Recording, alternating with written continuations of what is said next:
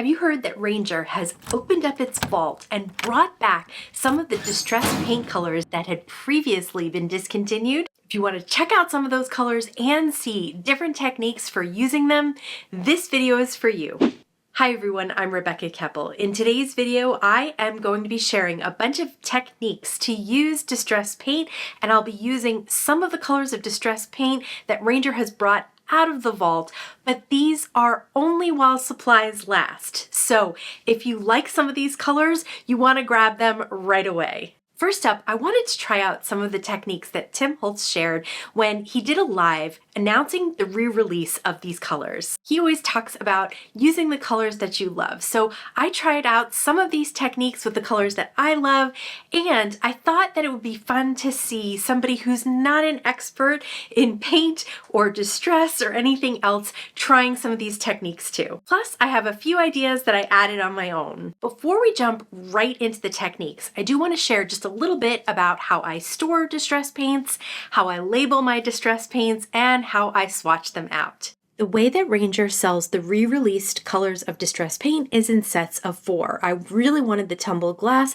and I liked all the other colors in the set 4, so I got that set.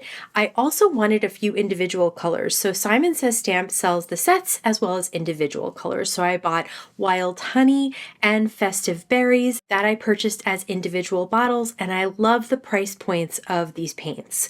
For organizing, I like to use the storage containers that I use for my ink refills, for my sprays, for my dimensional drops. They all fit into this nail polish organizer. For labeling, I like to use the Ranger labels, and Tim Holtz shared this as an easy way to label them is to swipe some of the ink. I use the Distress Oxide ink onto a little gel pad and then swipe the entire top of the bottle through it, and it covers up the label really nicely so you can see exactly what color you have in the bottle of paint just by looking at the top. So I did that with the larger circles for those Ranger labels. They come in small and larger circles. They also have the strips that you can use for the ink pads themselves.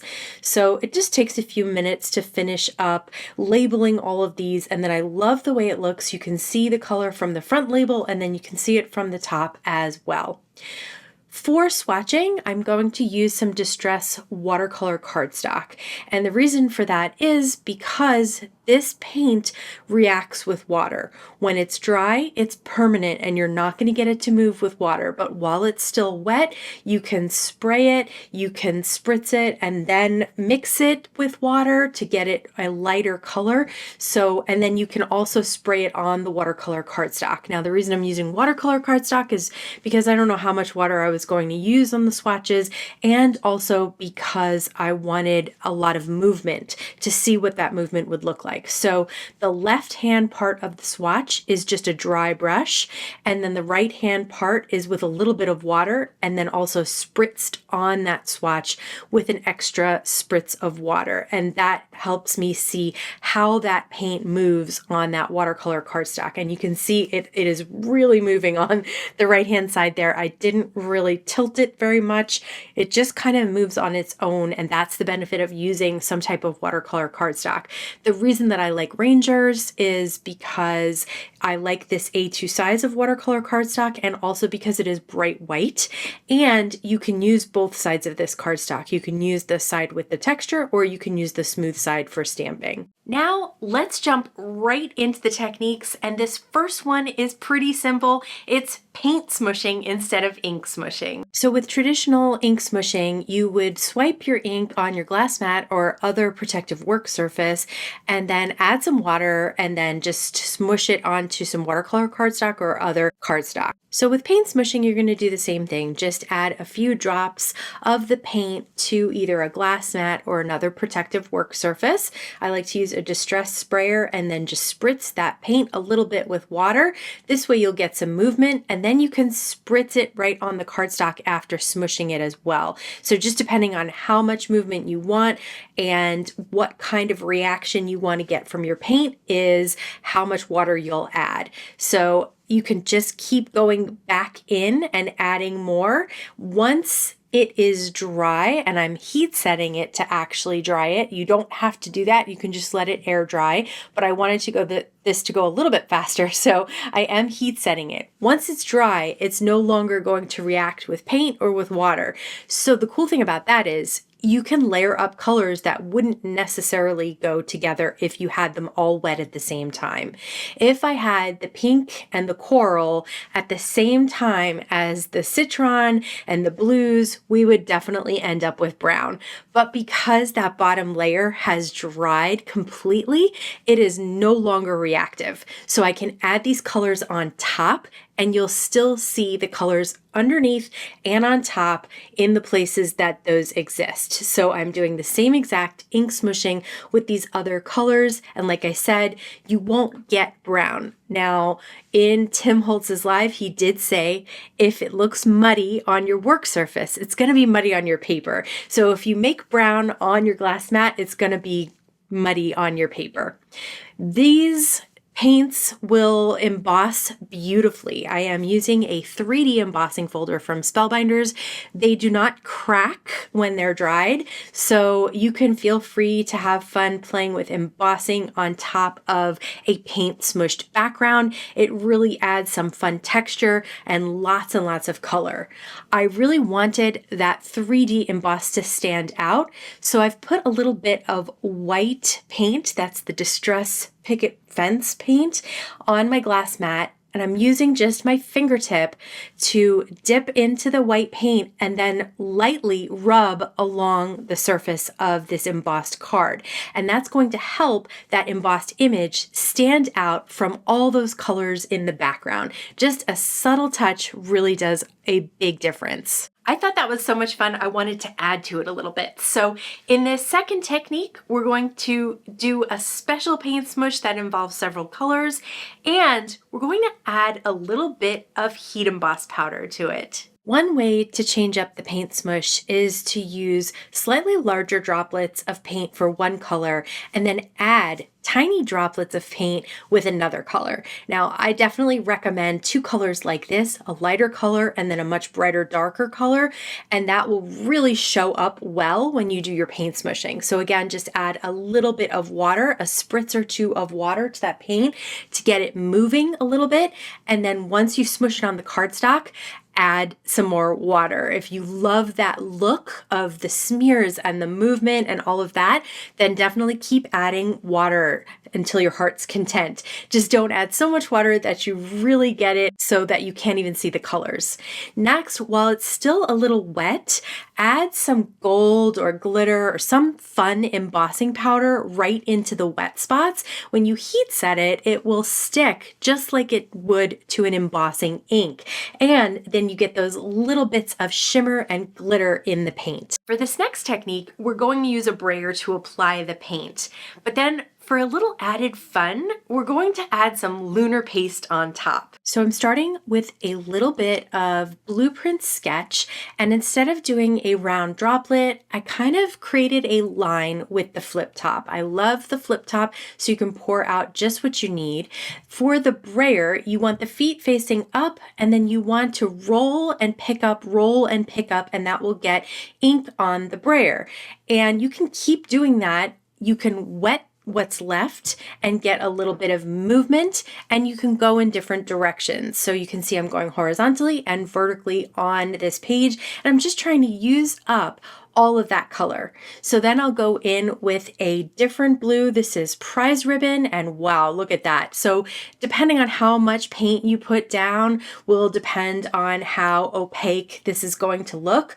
I did want to still see some of that Blueprint Sketch, so I didn't go crazy adding tons of the Prize Ribbon everywhere. I just did it in several spots. So you see on the edges, I'm trying to finish up those white pieces and get everything covered by some type of blue. Once it was all dry, then I'm going to pick up some sponge sugar and go right on top. So you'll still see through the slight lightness of the sponge sugar some of the color in the background, but you'll also see some of that pink standing on its own on top. And again, that is the beauty of paint, which is reactive with water when wet and permanent when dry. So just remember in your head that there are different techniques you can do whether or not the paint is wet or dry. And I think this looks like an art abstract background. So it made me think of this Simon Hurley stencil and some lunar paste. And I thought adding a little bit of shine to this just in the center of the panel would be a lot of fun. So I'll scoop some out with a little tool and then add some onto a domed foam blender. And I'm going to tap instead of smearing over the entire stencil. I'm just going to tap in a circle around the center of this stencil. So we'll see some of the pattern there. We'll see the color of the purple, but we'll still have that abstract art background that we created with the colors of paint. And check that out. I really love how this looks. For this next technique, we're going to take advantage of the fact that this paint, once dry, is permanent, but while it's wet, it is still water resistant. This is a fun erasing technique using a stencil that I learned from the Tim Holtz Live. So first, I'm going to place down a background of distress paint. I'm using the Wild Honey here, and I'm so glad I got this color from the Vault release because it is just the perfect lighter orange. You really need this to be dry to move on to the next step, so I did heat set mine. Next, I'll take some squeezed lemonade and I'm just adding some extra color to this pattern and background to create a full panel. So this isn't necessarily the next step that you have to do. I just wanted a little bit more color on this panel to make it just look a little more fun, artistic, and have some extra color to work with when I turn it into a card. And I didn't want all that white space. So I'll just have fun adding some, it looks like texture with the dry swipes, and I love that mix of color. So basically what you're doing here is adding paint over a stencil, and while it's still wet, you're taking a slightly damp paper towel to remove inside the openings of the stencil, the paint that's there. Because it's still wet, it will remove. And check that out. So that's how you can erase some of the paint, but keep some of it on there. So I used the sponge sugar, I got it dabbed on over the stencil, and then I used a slightly damp paper towel to remove that stenciled image. Now, let's use a light color of paint stamped as a resist for Mica Spray. For this technique, we will use the Simon Hurley Funky Chevrons Peel Apart Background Stamp. I have the entire 6x6 stamp together in my original Misty. I have a piece of watercolor paper inside the Misty. I have a small brayer that I'm using to brayer on a very light paint like Tumbled glass. You could use a white, a light gray, or a light blue like this. So I will just continue to brayer on the stamp as much as I can to get the entire stamp full, and then I'll close the door of the original Misty and press, and you can see just that light haze of Tumbled glass in the Funky Chevron pattern. It's important to dry it on this step before you move on. The next step is to use some type of spray or stain. I'm using the Mica stain, and it just spritz on a few colors to get that background covered up in color. And then next, you just start heat setting, and you'll see as you heat set and pull away some of that ink by patting it with the towel and spritzing it with some water, that background that we first stamped with Tumbled glass will start to reveal. So just little bit by little bit, add some water. You don't want to do too much at first because then all of that mica spray will go away. But the more you do, the more you'll see that beautiful chevron background. As I always say, it is great to have these beautiful backgrounds, but they're no use unless you can turn them into cards. I think that they steal the show, so just add a few bits and pieces here, sentiments, and maybe a few images. For this card, I'm using a die set from the Simon Hurley Inked Blooms dies. It comes with a thank and a U as separate words, as well as shadows for both words. So I have white cardstock cut out of the words and then a blue glitter cardstock for the shadows, and I pop them up with some Spellbinders small foam squares so they really stand out from that background, which is gorgeous on its own. You don't need to add anything else. There's another technique that I learned from the Tim Holtz Live that I did want to share with you today. So for the background that is stamped with the paint, then dried, then spritzed with the spray, and then remove some of the color to see that background, you can also stamp and heat emboss on top of all of that. Now, it is really fun to do this with a slightly open image. So I'm using the Inked Blooms stamp from Simon Hurley, which is this nice big set of flowers. Then what you can do is take a little bit of water on a paintbrush, grab a dry cloth like a paper towel, and you're going to paint away some more of the spray inside the lines of the stamped heat embossed image. So basically what's happening here is that the mists are still water reactive. Unless you seal them, those are still going to react with water a little bit. So you can see I'm picking up that color with the paper towel. That's not the paint, that's the mist. So you will be able to see that painted stamped background even more in those areas that I'm going over with the water and peeling back some of that color. So it's just a further eraser of a little bit of color just inside the lines of the stamp set. And it just makes it kind of have a glow to it, which is really beautiful. Last but not least, I'll add a sentiment. This is from a Simon Hurley stamp set as well.